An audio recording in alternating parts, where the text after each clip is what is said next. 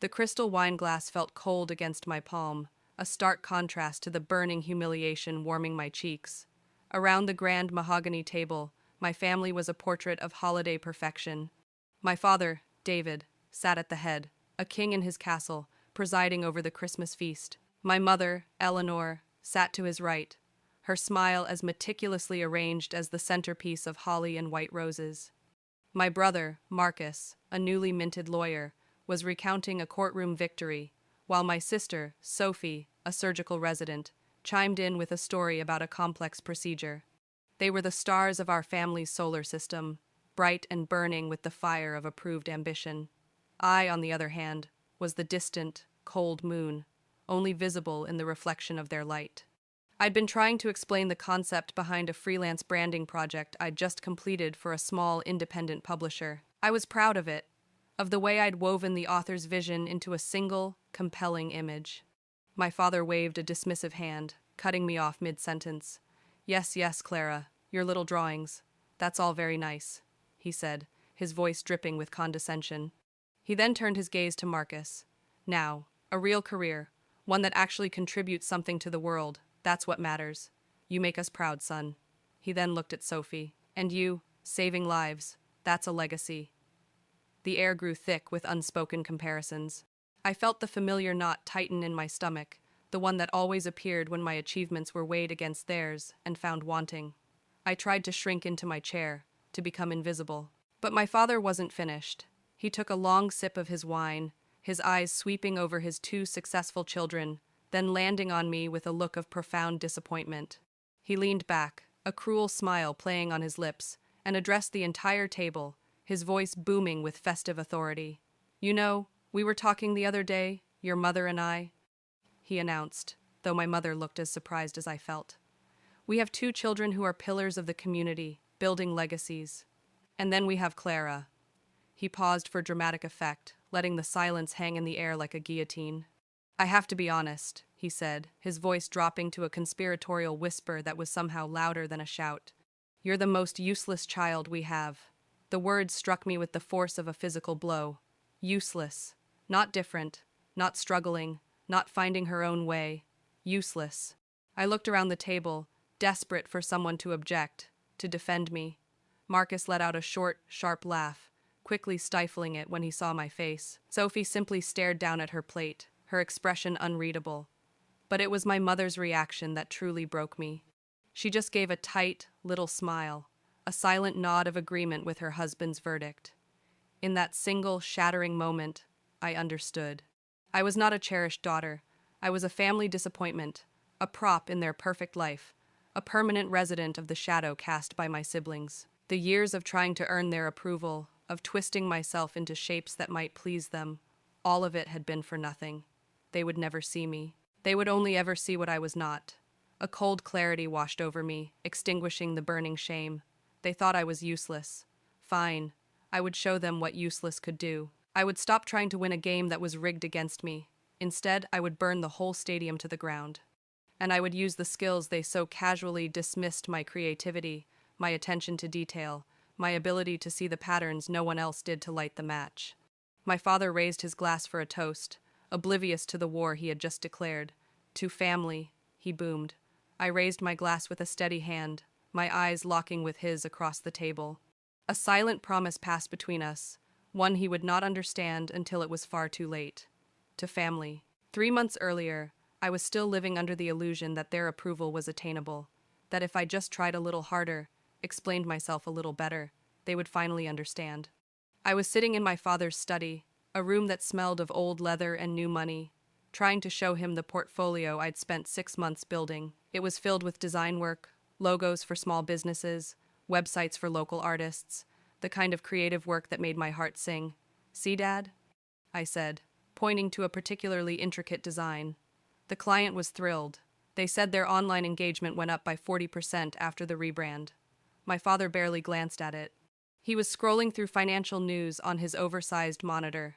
His company, Sterling Investments, was his third child, the one that had never disappointed him. Clara, it's a hobby, he said, not unkindly, but with a finality that was worse than anger. It's not a career. Look at Marcus. He just made partner at his firm. Sophie is publishing a paper in a medical journal. They're building something real. You're playing with colors on a screen. I felt the familiar sting of tears but forced them back. Crying was weakness, and weakness was the one sin my father could not forgive. It's more than a hobby, I insisted, my voice smaller than I wanted it to be. It's a viable business. I have clients. I make my own money. He finally turned to look at me, his expression a mixture of pity and exasperation. How much money, Clara? Enough to buy a house in this neighborhood. Enough to support a family? Enough to build a legacy? The world is a competitive place. You can't just float through it on a cloud of artistic whimsy. He was right, of course, about the money. My freelance income was modest, enough to cover my rent on a small apartment downtown and my expenses, but it was a pittance compared to the fortunes my siblings were earning. But it wasn't about the money for me. It was about the creation, the collaboration, the feeling of bringing an idea to life. How could I explain that to a man who measured worth in stock prices and square footage? I left his study that day feeling defeated, the weight of his disappointment pressing down on me. I went home and called my mother, hoping for a sympathetic ear. He just doesn't get it, Mom, I lamented. He doesn't see that this is what I'm passionate about. My mother's response was a familiar chorus of gentle discouragement. Well, darling, your father just wants what's best for you. He sees how hard your brother and sister work, and he worries. Maybe you should think about getting a certificate in something more practical. Project management, perhaps? You're so organized. She meant well, I knew she did. But her words were just another way of saying the same thing. Who you are is not enough. Be more like them. The constant comparisons were the background music of my life. At family dinners, Marcus would hold court with tales of corporate litigation, and my father would beam with pride. Sophie would discuss medical breakthroughs, and my mother would tell everyone what a genius she was. When the conversation turned to me, it was always with a kind of gentle, pitying curiosity. So, Clara, still doing your art stuff? Marcus would ask, a smirk playing on his lips. It's called graphic design, Marcus. And yes, I am. That's nice. He'd say, the words a verbal pat on the head, before turning back to the adults to discuss something important, like interest rates or a new real estate development. I existed in their world as a charming but ultimately irrelevant footnote. I was the family's resident dreamer, the creative spirit they could point to as evidence of their open-mindedness, even as they fundamentally devalued everything I stood for. I let them believe I was fragile, that their words wounded me into silence, and they did, for a time. But what they saw as weakness was simply observation. I was quiet because I was listening. I was watching how they operated, how they built their perfect lives, how they presented their perfect family to the world. I was the keeper of the family's stories, the one who remembered every anecdote, every triumph, every carefully concealed failure. I just didn't realize, until that Christmas, that I would one day become the author of their final chapter. The pattern of dismissal was woven into the very fabric of my childhood. I was the quiet one, the one with her nose always in a book or a sketchbook, while Marcus was outside leading the neighborhood kids in some competitive sport, and Sophie was acing her advanced placement exams. They were children of action, of tangible achievements. I was a child of the mind, of intangible worlds. My father, a man who built his empire with brute force and relentless ambition, simply didn't know what to do with me. I remember one summer when I was 15, I spent the entire vacation writing and illustrating a graphic novel. It was a sprawling fantasy epic, 150 pages of intricate drawings and complex storytelling. I poured my entire soul into it.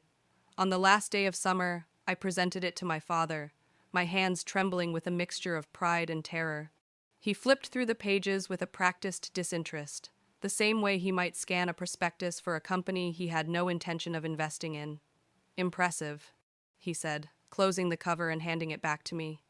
You certainly have a vivid imagination. He then turned to Marcus, who had just come home with a trophy from a regional tennis tournament. Now this, my father said, clapping Marcus on the back, this is what dedication looks like. Real-world results. The graphic novel went into a box under my bed, and a small part of my creative spirit went with it. My mother's methods were softer, but no less effective. She would praise my creativity, but always with a caveat. "Oh, Clara, this painting is beautiful," she would say. "You have such a wonderful hobby. It will be so nice to have on the walls of your home one day when your husband is providing for you." The assumption was always there. My work was a decoration, a pleasant pastime, not a legitimate pursuit. It was something to be done in the margins of a real life, a life that would be defined by a successful man. My siblings learned their cues from our parents. Sophie, ever the pragmatist, would try to help me. Clara, I saw an ad for a medical illustration course. It combines your drawing skills with a real profession. You should look into it. The suggestion was framed as support, but the underlying message was clear. Your art is only valuable if it serves a practical, respectable field like mine. Marcus was more direct.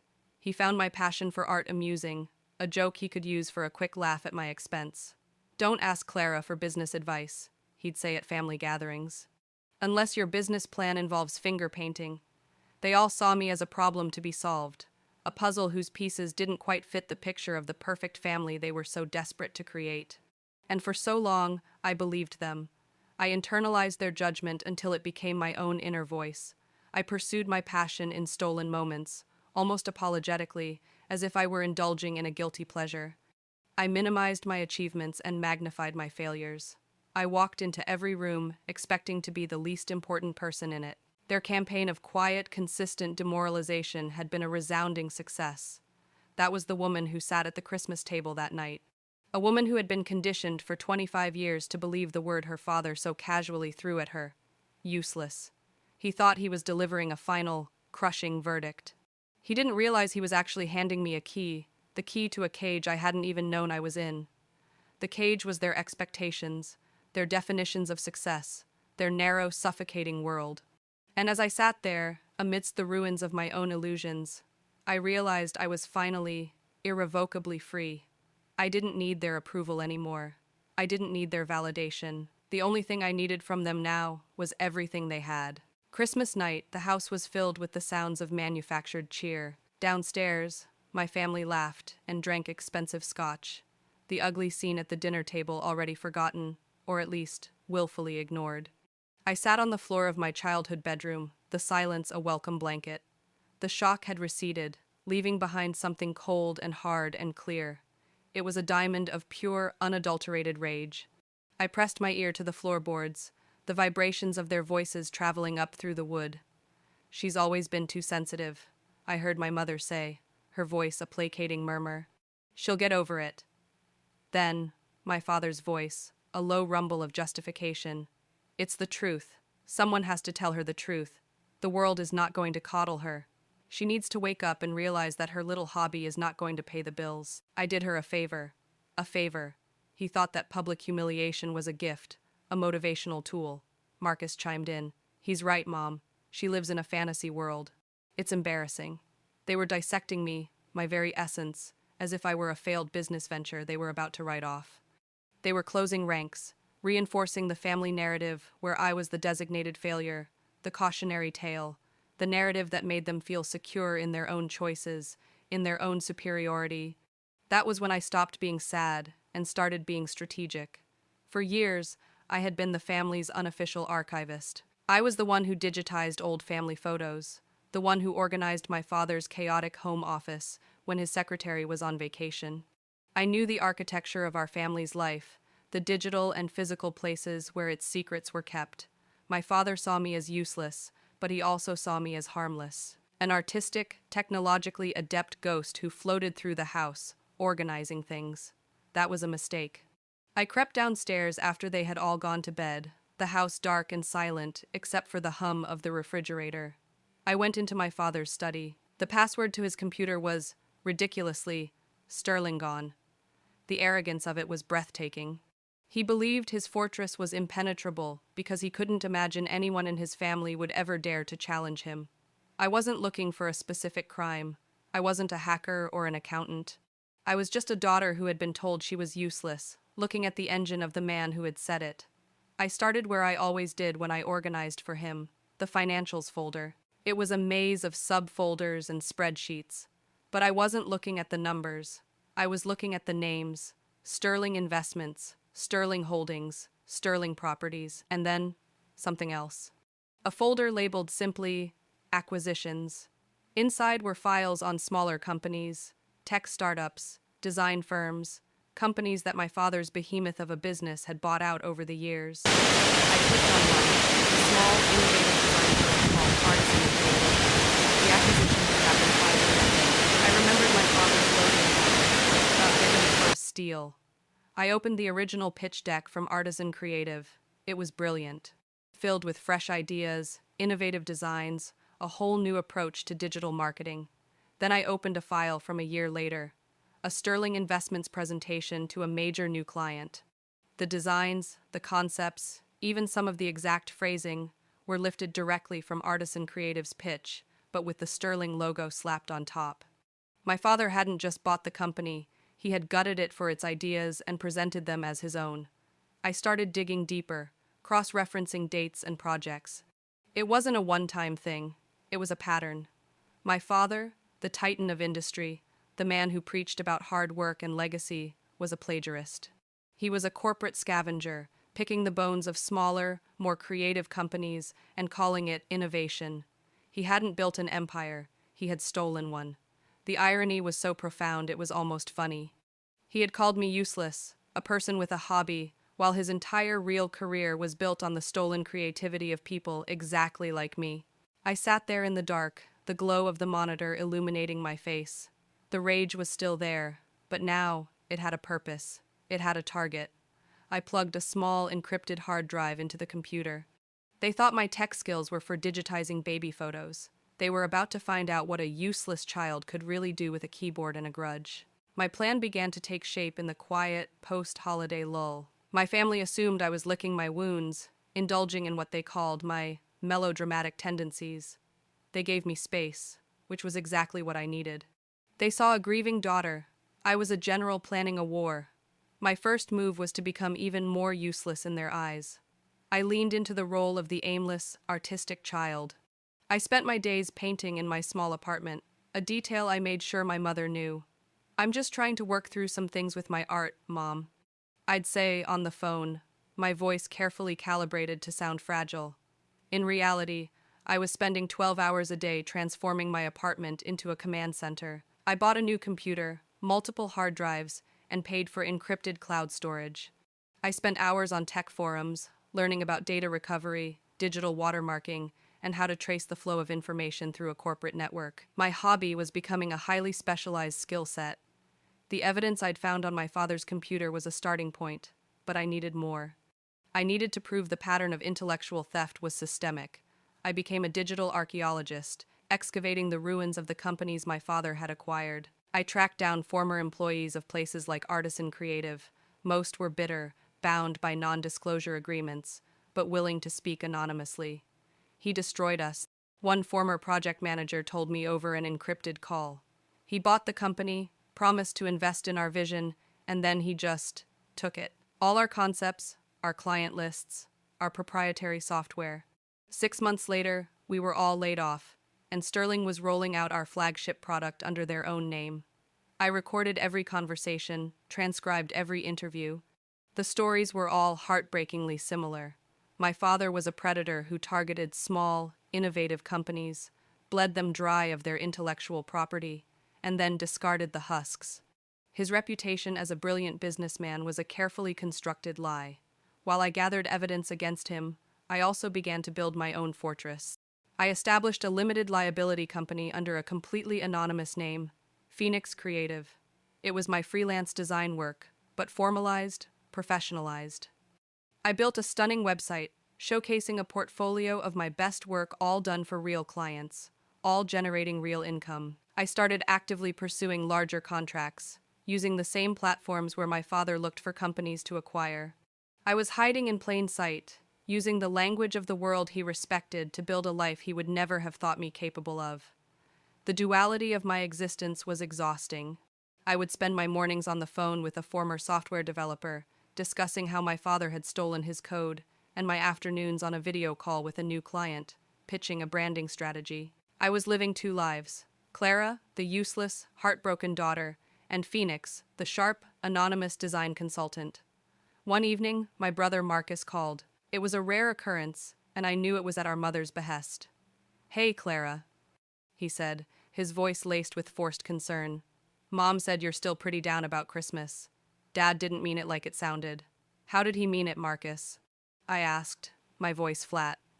Well, you know, he just wants you to be successful. We all do.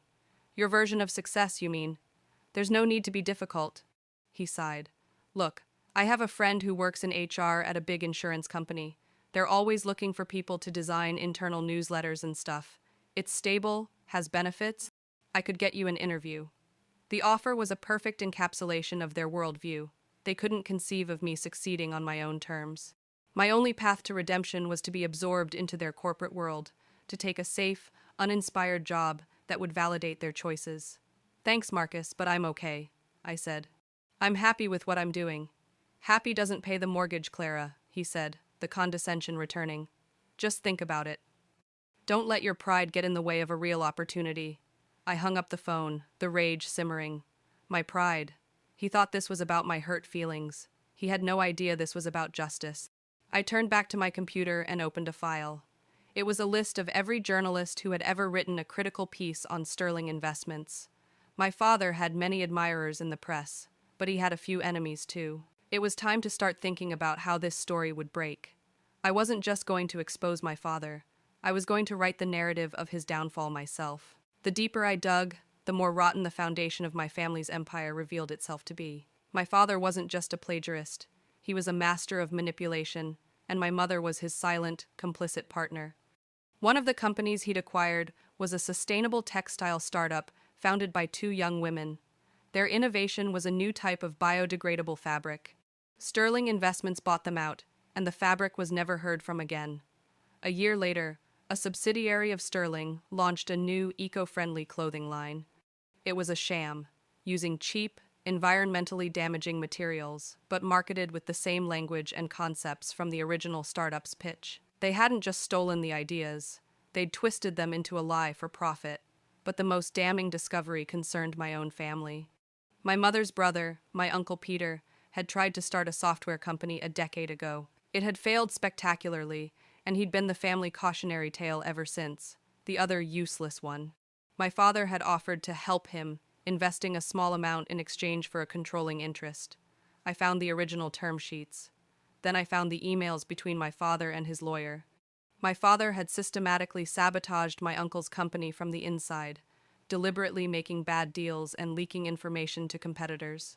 Once the company's value plummeted, he used a shell corporation to buy out my uncle's remaining shares for pennies on the dollar, taking sole ownership of the one valuable asset the company had, a piece of proprietary scheduling software. That software was now the backbone of Sterling Investments' internal operating system, saving them millions in licensing fees every year. He hadn't just ruined a competitor, he had financially and emotionally destroyed his own brother-in-law, my mother's brother, and she had stood by and let it happen.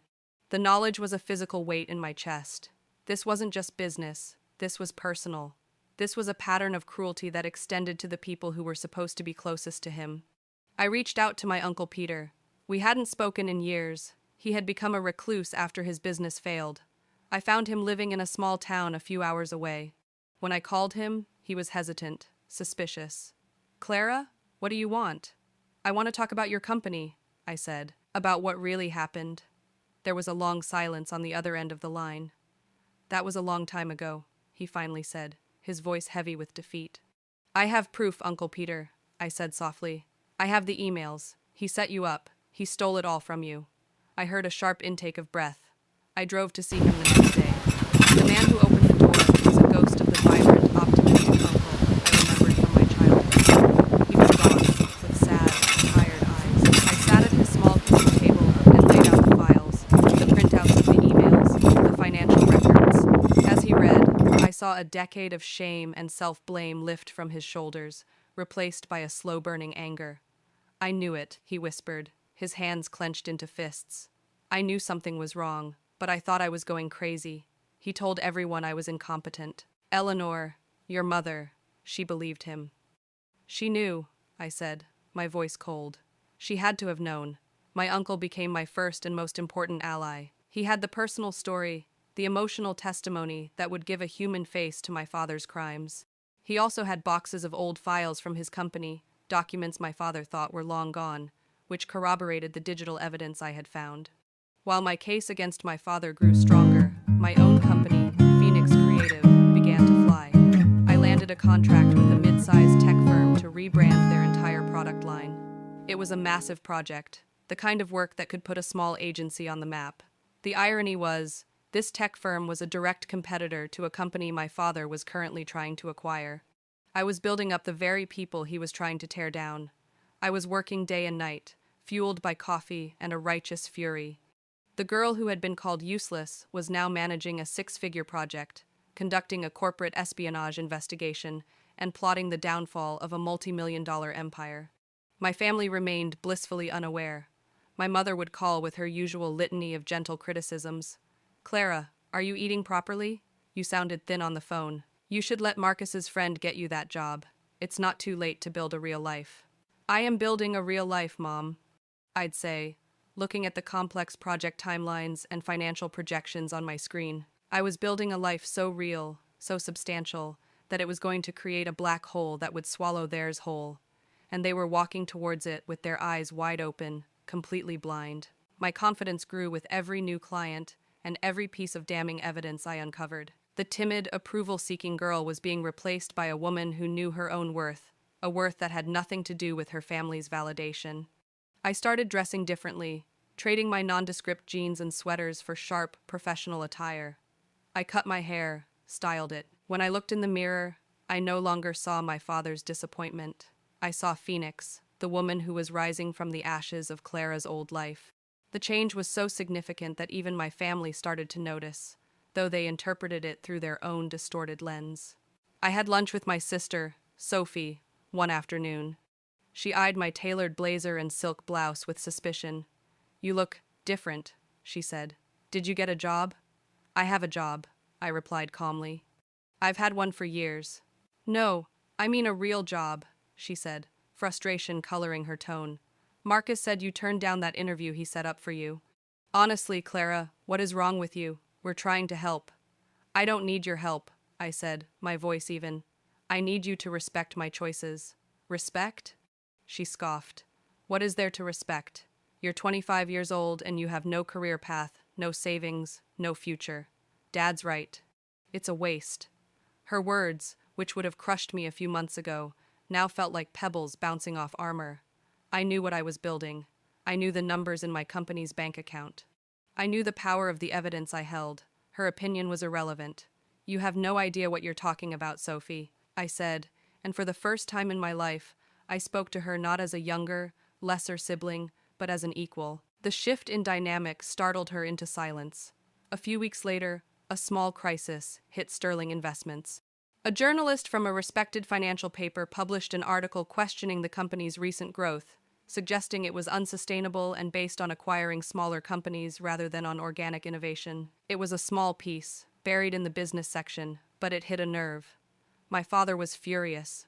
He spent an entire family dinner ranting about third-rate reporters and jealous competitors. "They don't understand what it takes to build something," he raged. "The vision, the sacrifice." I saw my opening. "You know," I said innocently, "I was reading about brand identity the other day. Sometimes, when a company gets negative press, it's because their public narrative isn't strong enough. They haven't told their story effectively." My father stopped ranting and stared at me. "What are you talking about?" "Well, people are skeptical of acquisitions," I continued, quoting from a branding proposal I had just written for a client. "It can look predatory. But if you frame it as a partnership, as a way of giving smaller, brilliant companies the resources they need to grow, it changes the entire narrative. It's not about taking, it's about building together." I went on for another minute, outlining a sophisticated public relations strategy that would reframe his corporate rating as benevolent mentorship. I was using his own stolen ideas against him, packaging them in the language of branding and selling them back to him. When I finished, the table was silent. Marcus was staring at me with a look of grudging respect. My father seemed genuinely impressed. "Where did you learn all that?" he asked, his tone less dismissive than usual. "Oh, you know, just from my little hobby," I said with a sweet smile. It was a test, a way to see if any real change was possible. The results were disappointing, but not surprising. The next day, my mother called me.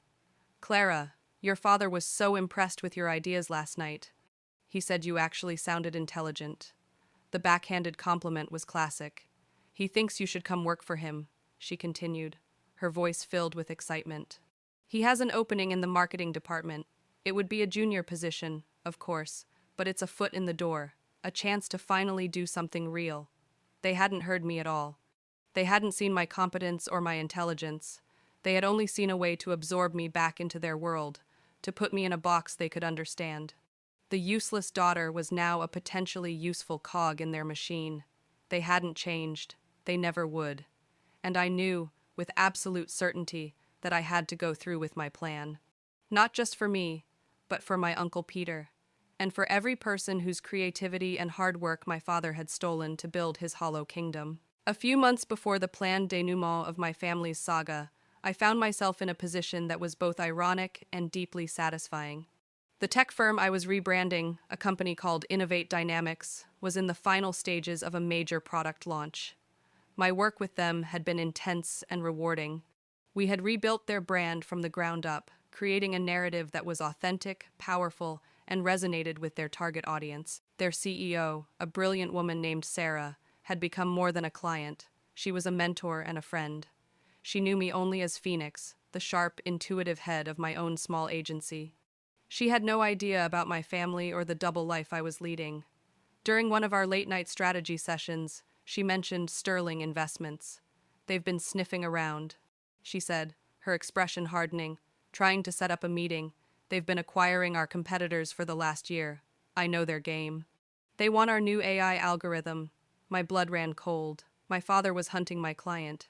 You're not going to sell, are you? I asked, my voice tight. Sarah laughed. Not a chance in hell. We've worked too hard to let some corporate vulture pick our bones. Besides, our new branding has given us a huge boost. Our pre-orders are through the roof. We're in a position of strength. I felt a surge of pride. My work, the useless hobby my father so despised, was now being used as a shield to protect a company from his predatory grasp. I was actively undermining his business from the outside, and he had no idea. The incident solidified my resolve, but it also raised the stakes. It was no longer just about exposing my father's past crimes. It was about stopping him from committing new ones. The perfect opportunity to bring everything to a head presented itself in a gilt-edged invitation that arrived in my parents' mail. Sterling Investments was celebrating its 30th anniversary with a massive black tie gala.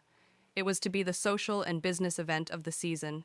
My father would be giving the keynote address, and the mayor was scheduled to present him with a Lifetime Achievement Award for entrepreneurial excellence. The hypocrisy was so staggering it was almost poetic. It was the perfect stage, a theater of his own making, for his downfall. The gala would be my deadline. Before we continue, please write in the comment which country you are watching this video. We love knowing where our global family is tuning in from. And if this is your first time on this channel, please subscribe. Your support helps us bring even more epic revenge tales of life. Enjoy listening. I now had my what and my where. I just needed to finalize the how. My evidence was a mountain of digital files, scanned documents, audio recordings of interviews, financial records, and a meticulously crafted timeline that connected every stolen idea to a Sterling Investments product launch. But data, no matter how damaging, could be dismissed as a destructive water. I needed to make it clear.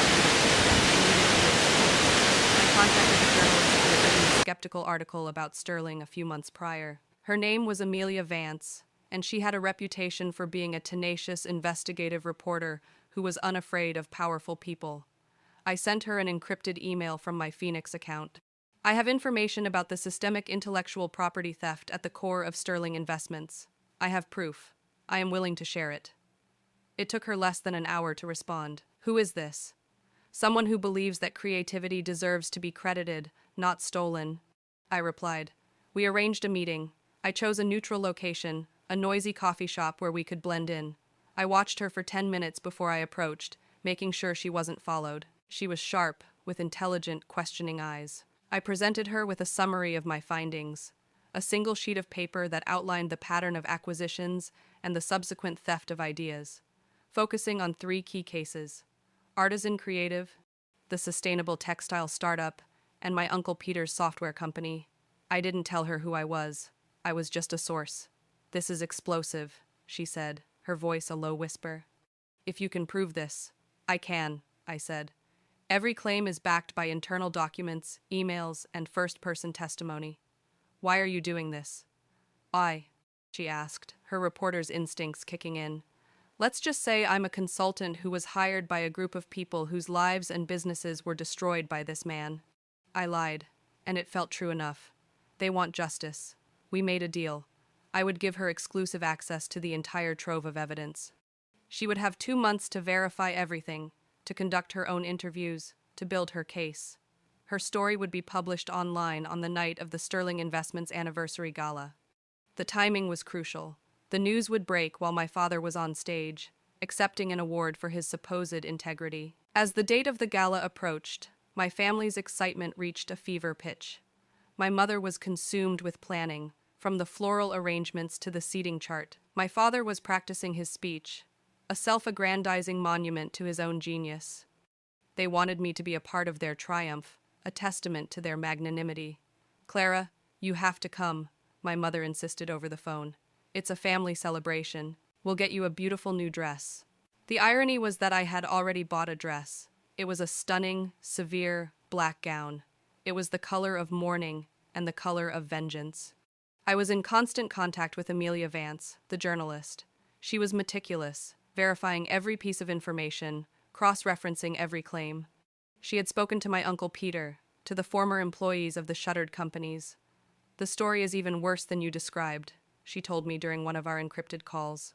He didn't just steal from them, he ruined their reputations, blacklisted them in the industry. He's a monster. While Amelia was building her exposé, I was preparing for my own reveal. My work with Innovate Dynamics was complete. Their product launch was a resounding success, and they were being hailed as the new leader in their field. Sarah, the CEO, was ecstatic. We couldn't have done this without you, Phoenix, she said. Your branding work gave us the narrative we needed to win. I decided it was time to let her in on the secret. I asked for a face-to-face meeting.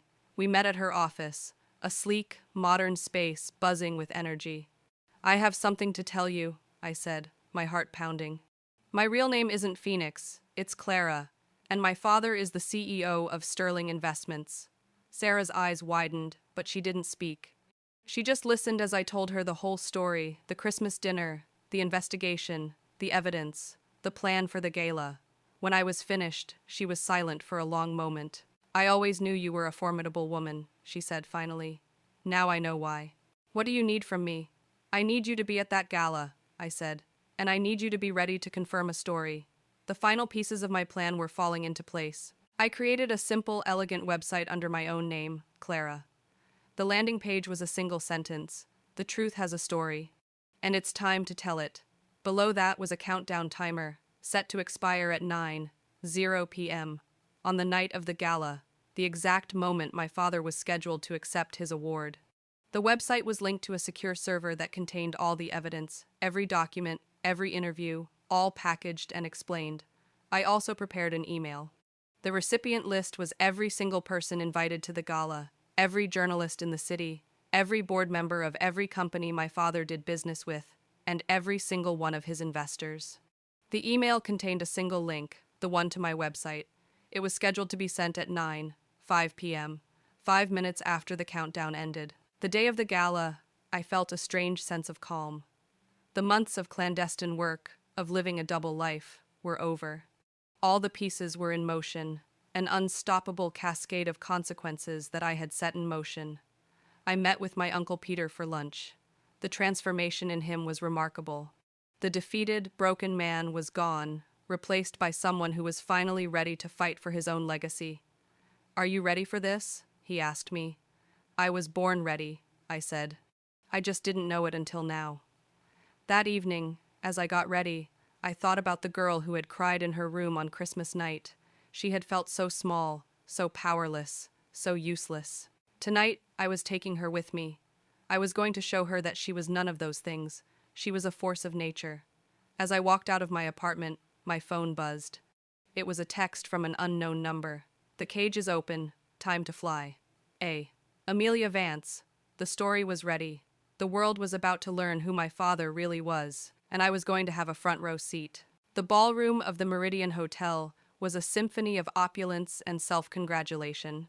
Crystal chandeliers cast a golden glow on the city's elite, all dressed in their finest, all there to pay tribute to the great David Sterling. My family was at the center of it all, radiant, triumphant. My father was shaking hands, accepting congratulations. My mother, in a shimmering silver gown, looked like a queen. Marcus and Sophie stood beside them, the perfect heirs to a perfect dynasty. They saw me enter, and my mother waved me over, her smile bright and possessive. "Clara, darling, you look striking," she said, her eyes doing a quick, critical scan of my severe black dress. It was not the soft, feminine look she preferred for me. "Doesn't she look lovely?" she said to my father. He gave me a cursory glance. "Very nice, Clara. Try not to spill anything." The casual dismissal, the reflexive assumption of my incompetence, it was so familiar. But tonight, it didn't sting. It was simply data, a final confirmation of the man I was about to destroy.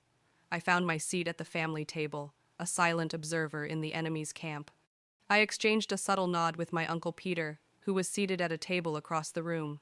I saw Sarah from Innovate Dynamics near the back, and I gave her a small, almost imperceptible smile. The pieces were in place. The evening progressed with excruciating slowness. There were speeches, tributes, a highlight reel of my father's career set to inspirational music. I watched him on the giant screens, this man who was my father, this stranger who had built his life on lies. He looked so powerful, so confident, so untouchable. Dinner was served. My brother tried to make conversation. "So, have you thought any more about that HR job? It's not too late." "I'm pursuing other opportunities, Marcus," I said, my eyes fixed on the stage. My phone vibrated in my clutch. A text from Amelia. 5 minutes. I took a slow, steadying breath. At 8:55 p.m., the mayor took the stage to present the Lifetime Achievement Award. He launched into a fawning introduction, praising my father's unwavering integrity, his commitment to innovation, and his generous philanthropy. Every word was a lie, and every person in that room believed it. My father walked to the stage to a thunderous ovation. He accepted the heavy glass award, held it up to the light, and beamed at the crowd. He looked at our table, his eyes finding mine. He gave me a small, indulgent smile. The smile you give a child who has finally decided to behave. He had no idea what was coming. At exactly 9:00 p.m., as he approached the microphone to begin his speech, I saw the first sign. A few people in the audience were looking down at their phones, their expressions shifting from polite attention to confusion. My countdown timer had hit 0. My website was live. My father cleared his throat. "Thank you, Mr. Mayor. Friends, colleagues, my wonderful family." As he spoke, a low murmur began to spread through the room. More people were looking at their phones. I saw Amelia Vance slip into the back of the ballroom, a press pass around her neck. At 9:05 p.m., the real chaos began. Phones started buzzing and chiming all at once as my mass email was delivered. The murmur grew into a roar. I saw my father's biggest investor, a stern-looking man at the front table, read something on his phone, his face turning ashen. He stood up and walked out of the room, then another, and another. My father faltered, his speech stumbling. As I was saying, the key to success is... He trailed off, confused by the commotion. My mother was looking around, her perfect smile frozen in place. Marcus and Sophie were whispering to each other, their faces pale. "What's going on?" my mother hissed at me. I didn't answer. I just stood up. All my life, they had spoken for me, about me, over me. Now, it was my turn to speak. "He's a fraud," I said, my voice not loud, but clear and sharp enough to cut through the noise. It was not amplified by a microphone, but it carried the weight of truth. My father stared at me from the stage, his face a mask of disbelief and fury. "What did you say?" "I said you're a fraud," I repeated, louder this time, "and everyone in this room is about to find out why." I turned and walked away from the table, away from my stunned family. As I walked towards the exit, I saw Sarah from Innovate Dynamics, surrounded by a group of reporters, Amelia Vance among them. Sarah was pointing at my father on the stage. "That man," she was saying, her voice ringing with authority, "tried to destroy my company, and his own daughter is the one who saved it." I didn't wait to see the rest. I didn't need to. I had lit the fuse, and now the entire glittering facade of their lives was about to explode. I walked out of the ballroom, leaving the symphony of their destruction behind me, and for the first time in my life, I didn't look back. The fallout was immediate and spectacular. By the time I got back to my apartment, Amelia Vance's story was the #1 trending topic online. The headline was brutal: Sterling's Empire, a 30-year legacy of lies and intellectual theft. The article was a masterpiece of investigative journalism, weaving together the data I had provided with the powerful human stories of the people my father had destroyed. My website, with its library of irrefutable proof, was linked in the first paragraph. The next morning, Sterling Investments' stock price plummeted. Investors panicked.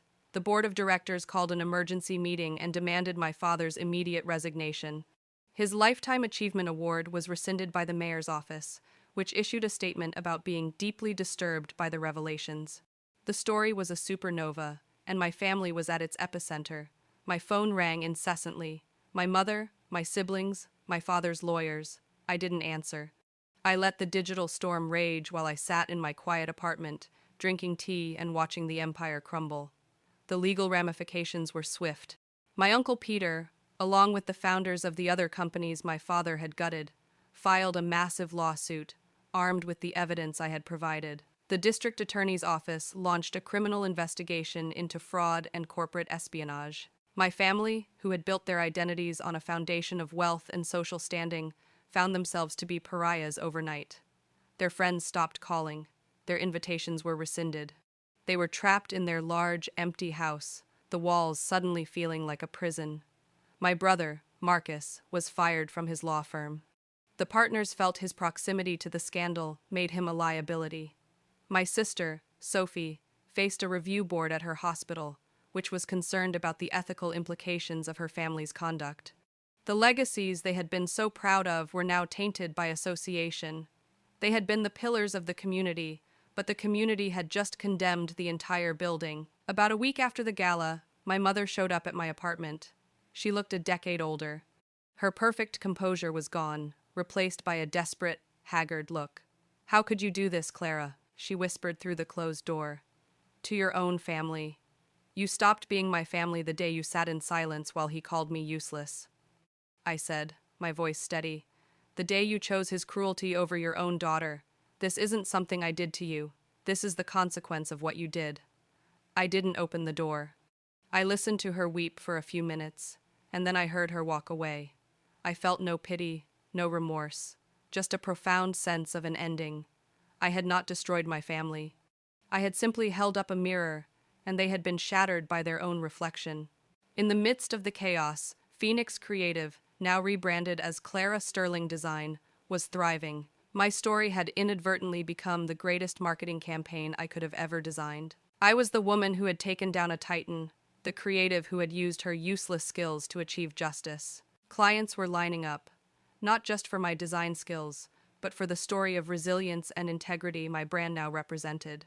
Sarah from Innovate Dynamics became my first major investor, helping me expand my agency.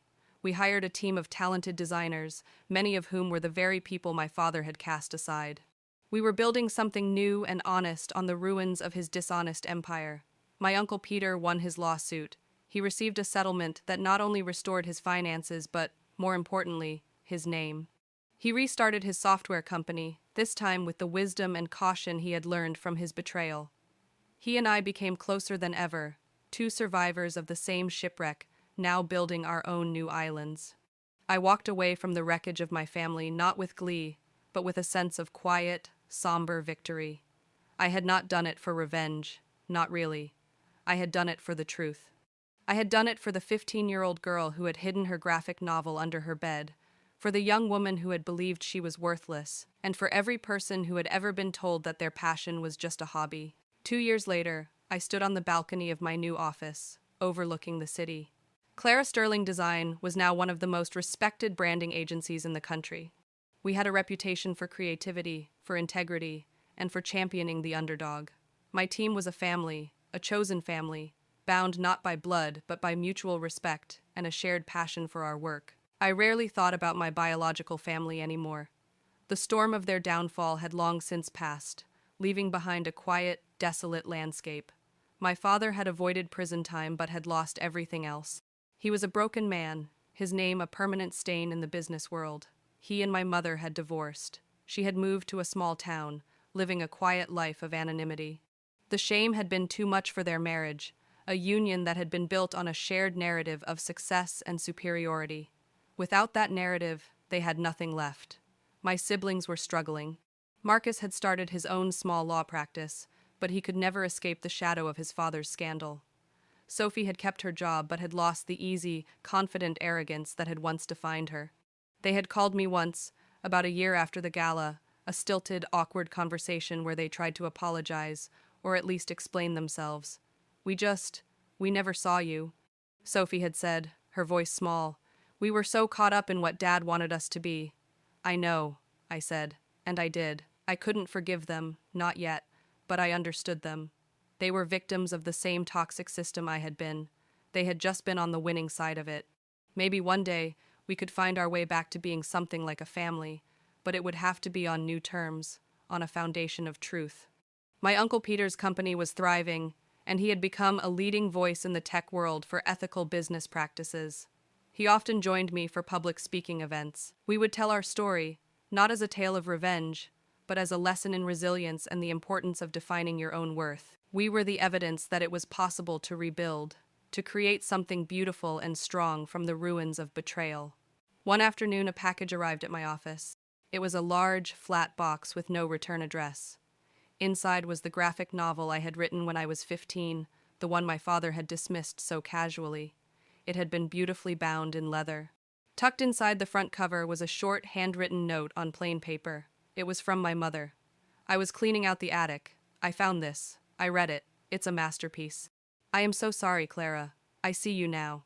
I ran my fingers over the worn pages, over the drawings that had been the first true expression of my soul. Tears filled my eyes, but they were not tears of sadness. They were tears of release. She saw me, finally. It had taken the complete destruction of her world for her to open her eyes, but she had seen it. I placed the book on the shelf in the closet, not as a painful reminder of my past, but as a testament to me. It was a symbol of the girl I had been and the woman I had become. The story hadn't changed, but I had, and that had made all the difference. 5 years after that fateful Christmas, I found myself sitting at a different kind of holiday table. It was in my home, a bright, open space filled with light and laughter. Surrounding me was my chosen family, my Uncle Peter and his wife, Sarah from Innovate Dynamics, my core team from the agency, and a collection of friends who had supported me on my journey. There was no pretense, no performance, just genuine warmth and affection. We were celebrating not just the holiday, but the launch of a new foundation I had started, the Phoenix Fund. It was an initiative to provide seed money and mentorship to young artists and creative entrepreneurs, the kind of people who are so often told their dreams are just hobbies. We were funding the next generation of useless children, giving them the support my family had denied me. The foundation was my true legacy, a way of transforming the pain of my past into a promise for the future. I thought about my father's definition of usefulness, a narrow, brittle thing measured in dollars and power. He had been wrong. Usefulness is not about what you acquire, it's about what you create. It's not about building an empire, it's about building a community. It's about leaving the world a little more beautiful, a little more honest than you found it. Late that night, after my guests had gone home, I sat by the fireplace, looking at the city lights twinkling in the distance. My life was not the one my family had planned for me. It was messy and complicated, and entirely my own. And it was more real and more rewarding than their perfect, hollow life had ever been. I had learned that the most powerful thing you can do is define your own success, to write your own story, especially when the world tries to write it for you. The world will always have people who try to put you in a box, who try to make you smaller so they can feel bigger. They will call you names: sensitive, difficult, unrealistic, useless. But those words are not a reflection of you. They are a reflection of their own limitations. Being underestimated is a painful thing, but it can also be a secret weapon. It allows you to move, to build, to plan, unseen. It allows you to become a force of nature while they are all looking the other way. They thought they were delivering a verdict. They had no idea they were just writing the first line of my real story. And the best part was, I was the one who got to write the ending. And it was a beginning. An absolutely beautiful, limitless, and unapologetically useful beginning.